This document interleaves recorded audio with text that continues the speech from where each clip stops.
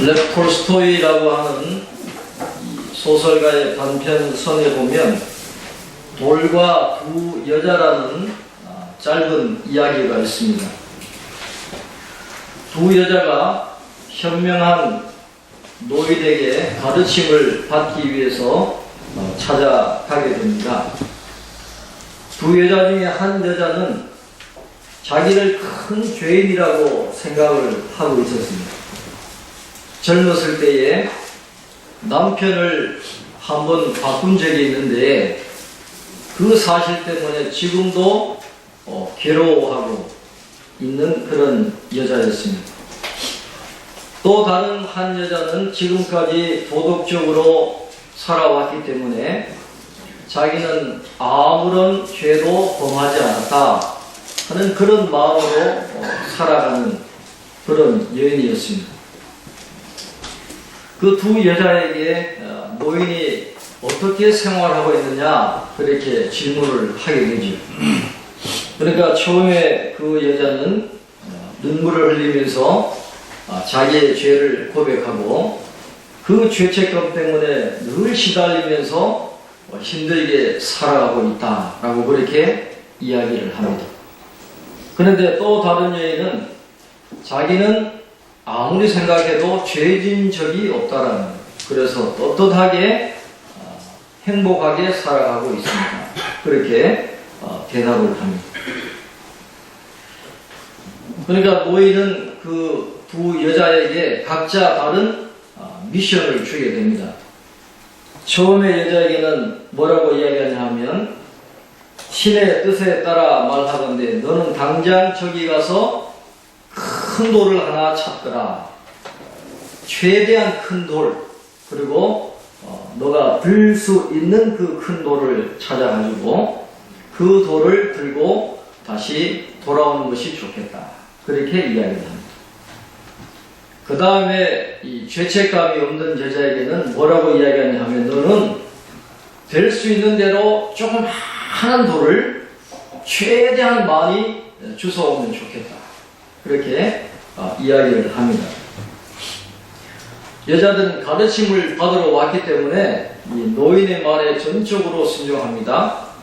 처음에 나온 이 여자는 최대한 큰 돌을 찾았습니다. 그리고 낑낑거리면서 큰 돌을 들고 노인 앞으로 돌아옵니다. 또 한 여자는 무수히 작은 돌들을 엄청나게 큰 자루에 담아가지고 들고 올 수 있는 한 최대한 자루에 작은 돌을 담아가지고 노인 앞에 땀을 흘리면서 들고 왔어요. 힘들게 들고 오니까 노인이 다시 말합니다. 이번에는 제자리에 갖다 놓고 다시 오라. 그렇게 이야기를 하는 겁니다. 그러니까 또 여자들은 군부대로 합니다. 처음에 여자는 큰 돌을 어디서 갖고 왔는지 금방 아니까 그 갖고 온 자리에 돌을 놓고 빈손으로 돌아오게 돼요. 그런데 이 여자는 무수히 많은 그 수많은 돌을 한 자루 가득 담아왔는데 어디서 그 돌을 주었는지 전혀 알지를 못하는 거예요. 그래서 다시 자루 속에 그 작은 돌들을 한가득 담고 다시 노인에게로 돌아오게 되었던 것입니다. 노인이 첫 번째 여인에게 말을 합니다. 그래, 죄라는 건 바로 그런 것이다. 너는 그것을 어디서 가져왔는지 기억하고 있었기 때문에 크고 무거운 돌을 쉽사리 제자리에 갖다 두고 올 수 있었다. 너는 죄를 기억하고 있었던 것이다.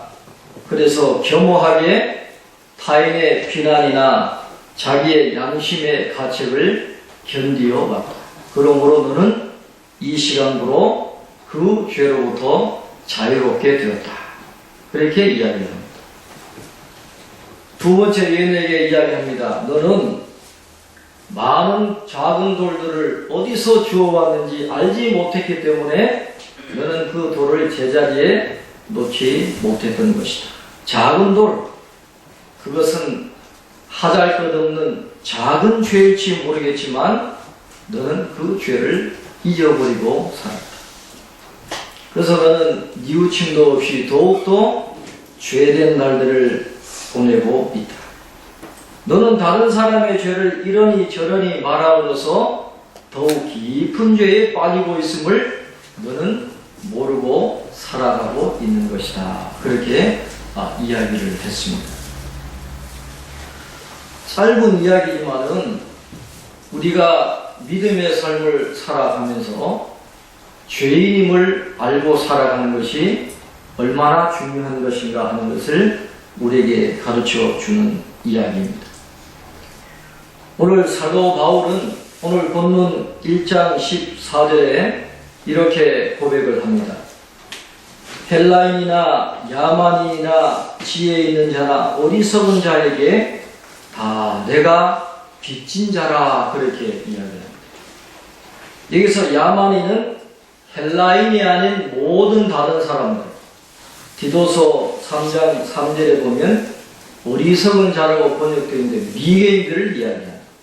헬라인들은 헬라인 아닌 다른 사람들을 미개인이다 그렇게 생각을 했어요. 그래서 헬라인이나 미개인이나 지혜 있는 자나 어리석은 자, 그 많은 사람들을 사도 바울이 어떻게 다 알겠습니까? 사도 바울이 무슨 신세를 진 게 있겠어요? 그 수많은 사람들에게 사도 바울이 무슨 돈을 빌렸겠어요? 뭔 빚을 진 것이 있겠습니까? 그러나 사도 바울은 내가 그 모든 사람들에게 다 빚진 자라 그렇게 고백을 하는 것입니다. 자신의 죄를 위해서 목숨을 내어주시고 자신에게 사도의 직분을 맡겨주신 그 예수님의 은혜가 너무 크니까 그 예수님의 은혜 때문에 내가 빚진 자다 그렇게 고백을 하는 것이죠. 자신이 죄인임을 알지 못하면 절대로 고백할 수 없는 그런 고백을 사도 바울은 자신이 죄인임을 고백하면서 내가 모두에게 빚진 자라 그렇게 고백을 하고 있는 것입니다. 예수 그리스도의 십자가의 보혈로 죄사함을 받고 믿음을 얻게 되고 하나님과 화목하게 된 것을 내가 빚진 자라 하는 그런 말로 고백을 하고 있는 것입니다. 고린도전서 6장 20절 말씀에 보면 값으로 산 것이 되었으니 그런즉 너희 몸으로 하나님께 영광을 돌리라 그렇게 말씀합니다. 또 에베소서 1장 7절 말씀에 보면 우리는 그리스도 안에서 그의 은혜의 풍성함을 따라 그의 피로 말미암아 속량 곧 죄 사함을 받았느니라 그렇게 고백합니다. 우리도 사도 바울과 같은 죄인입니다. 오히려 더 많은 죄를 졌겠죠. 죄인이기 때문에 사도 바울은 자신은 빚진 자라는 그런 고백을 할 수밖에 없었다라는 것입니다. 그렇다고 한다면 죄인인 우리, 죄에서 구원받은 우리는 과연 어떤 삶을 살아가야 하는 것입니다. 한마디로 정리하면 채무자로 살아야 된다. 채무자는 언제든지 빚을 갚아야 하는 것을 기본적인 삶으로 이해하는 겁니다. 그것이 정신적인 것이든 영적인 것이든 물질적인 것이든 빚진 자라는 그런 생각을 하는 사람은 항상 빚을 갚아 나가야 할 의무가 있다는 것을 늘 생각하면서 살아가야 된다는 것입니다. 사도 바울은 채무자가 어떻게 살아가야 할 것인가 아주 좋은 본보기를 우리에게 보여주고 있습니다. 로마서 8장 12절로 14절 말씀에 보면 이렇게 말씀합니다. 그러므로 형제들아 우리가 빚진 자로되 육신에게 져서 육신대로 살 것이 아니라 너희가 육신대로 살면 반드시 죽을 것이로되 영으로서 몸의 행실을 죽이면 살리니 무릇 하나님의 영으로 인도함을 받는 사람은 곧 하나님의 아들이라 그렇게 말씀을 했습니다. 예수님의 은혜로 구원받고 그 사랑의 빚진 자로 살아가는 사도 바울은 삶의 주체가 완전히 바뀌게 되었습니다. 삶의 목적이 완전히 바뀌게 되었다는 거예요. 복음에 구원하는 능력을 받고 보니까 너무너무 좋은 거예요. 지금까지 쫓아갔던 그런 모든 세상의 욕망들이 다 배설물처럼 아무것도 아니더라는 거예요. 그래서 남은 생에는 육신을 위해서 사는 것이 아니라 하나님의 뜻을 따라서 하나님의 영의 인도함을 받는 그런 삶을 살아가겠다라고 그렇게 고백을 합니다. 그러면서 하나님의 영의 인도하심을 받고 살아가는 그 삶의 핵심적인 내용이 뭐냐면 바로 복음을 전하는 것이었습니다. 오늘 로마서 1장 15절 말씀에 보면 그러므로 나는 할 수 있는 대로 로마에 있는 너희에게도 복음 전하기를 원한다. 그렇게 말씀드렸습니다. 사도 바울은 그 빚을 갚아 나가기를 원했습니다. 그 빚을 어떻게 갚아야 되느냐? 복음을 전하면서 자신은 그 빚을 갚아 나가겠다라고 그렇게 생각을 했다라는 것입니다. 사도 바울이 자신이 죄인임을 깨닫고 구원받았다는 것을 너무너무 감사하고 내가 이제 빚진 자구나, 빚을 갚아 나가야 되겠다 그러면서 복음을 전하는 삶을 살았다고 한다면 우리가 같은 예수님을 믿고 구원을 받았습니다. 우리도 빚진 자입니다. 그러면 우리가 과연 어떻게 살아가야 할 것인가 하는 그런 질문을 던져보게 되는 것이죠. 우리도 똑같은 그런 사도 바울과 같은 삶을 살아야 될 책임이 있는 거예요. 복음을 전하는 그런 책임이 있는데 문제는 사도 바울과 같이 그렇게 위대한 일을 우리가 할 수는 없다라는 거예요. 그러나 우리의 삶의 자리에서 우리가 할 수 있는 것은 해야 되지 않느냐 하는 그런 질문을 던져보게 되는 것입니다. 맥스 루케이더라고 하는 이 목사님이 예수님처럼이라는 그런 책을 쓰면서 빚을 갚아 나가야 되는 우리가 앞으로 어떤 삶을 살아가야 할 것인가 하는 것에 대해서 글을 쓰면서 이 영어 단어, 이 계획이라고 하는, 플랜이라고 하는 이 단어를 가지고 우리에게 4가지 질문을 던져보라 그렇게 이야기합니다. PLAN인데 P는 뭘 상징하냐 하면 플랜이에요. 계획을 상징하고 L은 longings, 우리의 소원을 상징합니다. 소원. A는 abilities, 능력을 이야기하고 N은 now라는 단어입니다. 지금이라는 단어. 그래서 이 4가지 단어를 가지고 4개의 질문을 여러분에게 던지면서 그 답을 찾아갈 때 우리도 빚진 자의 삶을 살아갈 수 있다. 그렇게 이야기를 합니다. 4가지 질문이 뭐냐 하면 첫 번째 질문은 하나님의 계획에 부합되게 살아가고 있습니까? 나는 지금 하나님의 계획에 부합하는 삶을 살아가고 있느냐라는 질문을 던져보라는 것입니다. 그 다음에 나의 소원은 무엇인가? 한번 점검해 보라는 거예요. 나의 소원은 무엇인가?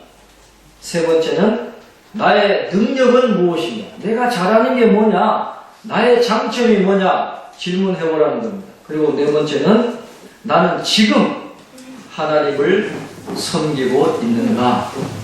이 4가지 질문을 던져보라는 겁니다. 첫 번째 질문입니다. 나는 하나님의 계획에 부합되게 살아가고 있는가? 예수님의 신기한 능력 중에 하나가 뭐냐 하면 예수님은 목표를 이탈하지 않았다는 것. 예수님의 삶은 한 번도 궤도를 벗어난 적이 없는 삶이었다는 것입니다.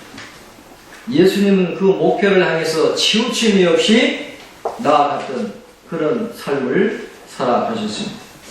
그 나사렛의 그 목공소를 떠나면서 예수님의 그 명확한 한 가지 궁극적인 목표가 뭐냐 하면 바로 갈보리 십자가였다는, 다른 것은 생각하지 않으셨습니다. 그래서 얼마나 그 초점이 명확했던지 예수님의 마지막 말씀은 다 이루었다는 말씀입니다. 철저하게 그 목표를 향해서 나아갔던 그런 예수님의 모습입니다. 로마서 8장 28절 우리가 너무도 잘 아는 말씀입니다. 우리가 알거니와 하나님을 사랑하는 자 곧 그의 뜻대로 부르심을 입은 자들에게는 모든 것이 합력하여 선을 이루느니라. 이 말씀을 TL이라고 하는 다른 번역 성경은 뭐라고 번역하고 있냐 하면 우리가 하나님을 사랑하고 그분의 계획에 부합되게 산다면 우리에게 일어나는 모든 일은 결국 우리에게 유익이 된다는 것을 우리는 알고 있습니다. 하나님의 계획에 부합되게 살아갈 때 모든 것이 합력하여 선을 이루어 주신다는 것입니다. 그렇다면 하나님의 계획이 뭔가를 우리가 알아야 될 것입니다. 하나님의 계획이 뭡니까? 하나님의 계획은 바로 구원입니다. 구원이 있는 것. 베드로후서 3장 9절 말씀에 보면 주의 약속은 어떤 이들이 더디다고 생각하는 것 같이 더딘 것이 아니라 오직 주께서는 너희를 대하여 오래 참으사 아무도 멸망하지 아니하고 다 회개하기에 이르기를 원하시느니라. 그렇게 말씀합니다.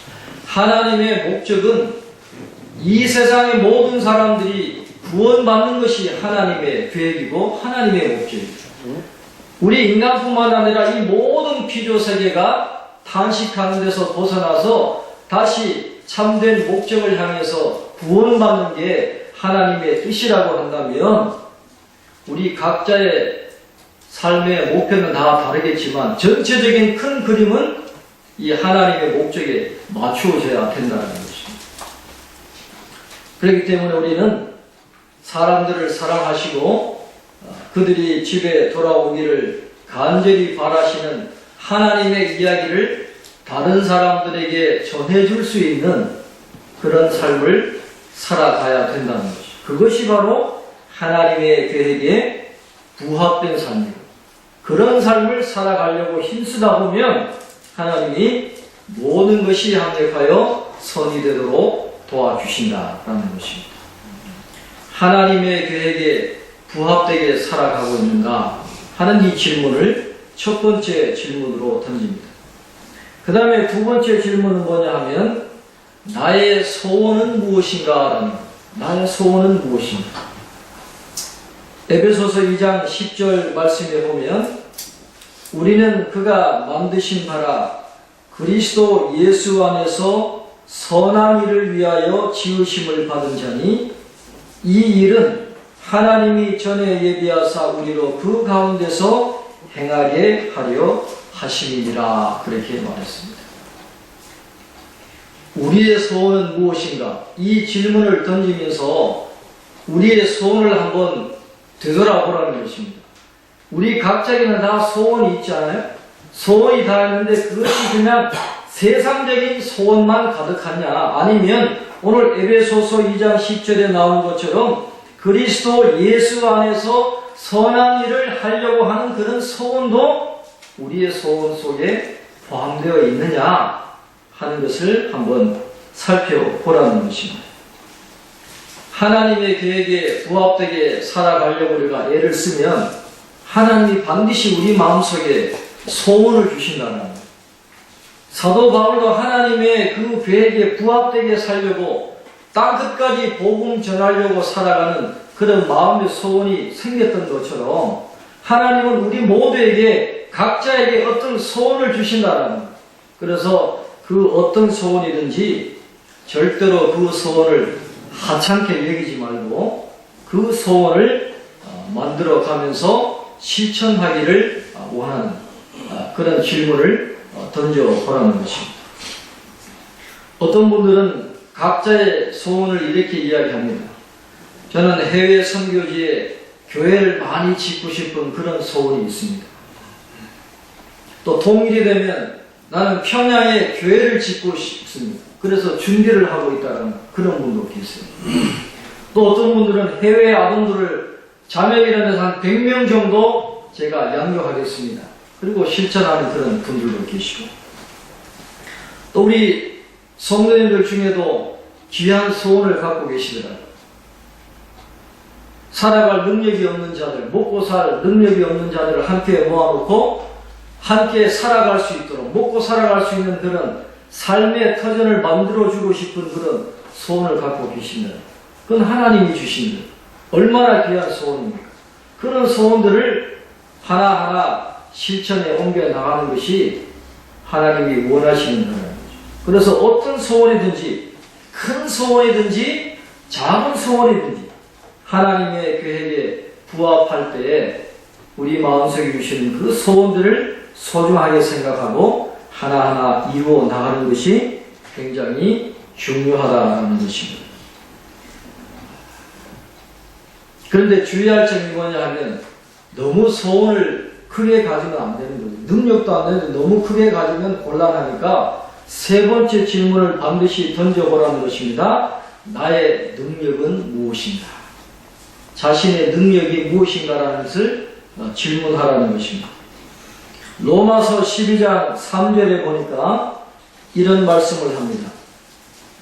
내게 주신 은혜로 말미암아 너희 각 사람에게 말하노니 마땅히 생각할 그 이상의 생각을 품지 말고 오직 하나님께서 각 사람에게 나누어 주신 믿음의 분량대로 지혜롭게 생각하라. 그렇게 이야기했습니다. 이 부분을 다른 번역성은 뭐라고 번역하냐 하면 자신의 능력을 바로 평가하라. 그렇게 이야기했습니다. 다른 말로 하면 자신의 장점을 잘 알라는 것입니다.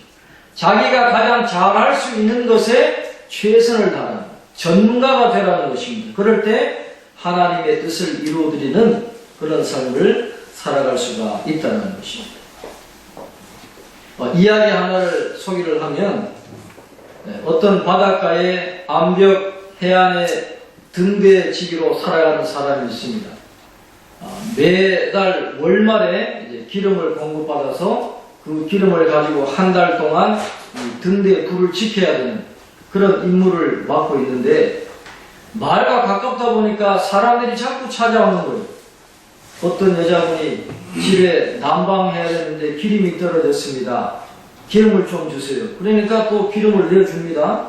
또 어떤 아버지가 와서 등불에 기름이 떨어졌습니다. 기름 좀 달라 그러면 또 들어주는 거예요. 그러니 한 달을 써야 되는데 기름이 떨어집니다. 등대불이 꺼졌어요. 배가 좌초되고 난리가 났습니다. 상부에서 조사를 하고 그분을 징계하면서 그 등대지기에게 이렇게 이야기합니다. 당신에게 기름이 공급된 것은 한 가지 이유 때문입니다. 자선사업하라고 그런 게 아니라 등대를 밝히기 위한 기름입니다. 그렇게 이야기했어요. 이 이야기가 뭘 의미하냐면 우리가 세상의 모든 필요를 다 채울 수가 없다라는 거예요. 우리가 이 세상이 필요로 하는 모든 것을 채울 수 있는 능력은 없어요. 그러나 하나님이 우리에게 잘하는 것을 준 건 있다. 장점은 있다라는 거죠. 그래서 가르치는 것을 잘하는 분들은 가르치는 데서 섬기면 돼요. 또 봉사를 잘하는 분들은 봉사하는 자리에서 섬기면 되는 것이고 각자 장점을 찾아가지고 할 수 있는 대로 우리의 소원을 이루어 나가는 것이 굉장히 중요하다는 것을 이야기를 하고 있습니다. 마지막 네 번째 질문은 뭐냐 하면 나는 지금 하나님을 섬기고 있는가? 나는 지금 하나님을 섬기고 있냐는. 자, 이렇게 이야기하면 질문하는 분들이 있습니다. 아직까지 저는 거룩한 소원이 마음속에 없습니다. 그러면 마냥 기다려야 됩니까? 하는 그런 질문을 던지는 분도 있고 자신의 능력과 장점이 지금 하는 일과 다른데 그러면 지금 하는 일을 다 접어두고 새로운 일을 해야 됩니까? 그런 질문을 하는 분이 있는데 그렇지 않다라는 거예요.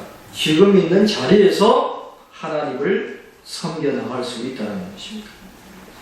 예수님께서 12살 때 성전에 올라가서 성전 지도자들과 대화하는 장면이 있습니다. 누가복음 2장 49절에 보면 이런 말씀이 있습니다. 예수께서 이르시되 어찌하여 나를 찾으셨나이까? 내가 내 아버지 집에 있어야 될 줄을 알지 못하셨나이까. 그렇게 말씀을 합니다. 예수는 이미 그 어린 나이에 자신의 소명을 알고 계셨어요. 하나님의 아들이라는 걸 알고 계시고 무엇을 해야 될 거라는 걸 분명히 알고 계셨어요. 그러면 그 다음에 당장 나가서 설교하고 가르치고 제자 부르시고 치유하시고 사람들에게 도움을 주셨냐? 그게 아니다라는 거예요. 어디로 갔습니까? 집으로 돌아갔어요. 가업에 충실했습니다. 부모님 섬기는 일에 충실했다. 그게 바로 우리가 할 일이라는 거예요. 집으로 가서 가족들을 사랑하고 본업에 충실하는 것이 우리가 해야 할 일이라는 것입니다. 큰 일을 준비하고 계십니까? 그러면 그 큰 일을 직장에서 하라는 거예요. 훌륭한 직원이 되라는 것입니다. 바른 태도로 일을 하고 성실하게 일을 하라는 것입니다. 골로새서 3장 23절 말씀처럼 무슨 일을 하든지 마음을 다하여 죽게 하듯 하고 사람에게 하듯 하지 말라 하는 그 말씀대로 최선을 다하라. 지금 있는 자리에서 먼저 하라는 것입니다. 좋은 부모가 되라는 것, 좋은 자녀가 되라는 것입니다. 사장님이십니까? 그러면 좋은 사장님이 되라는 것. 직장에 다니십니까? 좋은 직장인이 되라는 것. 좋은 파트너가 되라는 것입니다. 그러면 하나님이 그 일을 통해서 나중에 또 다른 일을 이루어 나가시는 그런 은혜를 내려주신다는 것입니다. 땅콩 농장에서 일하던 지미 카터가 어떻게 대통령이 되리라고 누가 생각을 했겠어요? 열심히 땅콩 농장에서 일하고 열심히 교회 교사로 봉사하니까 하나님이 나중에 그를 높이 세우시고 생각하지도 못했던 미국의 대통령으로 봉사하게 하셨다는 거죠. 지금 있는 자리에서 우리가 하나님을 섬기며 나아갈 때 하나님이 우리를 통해서 큰 일을 행하시고 은혜를 베풀어 주신다는 것입니다.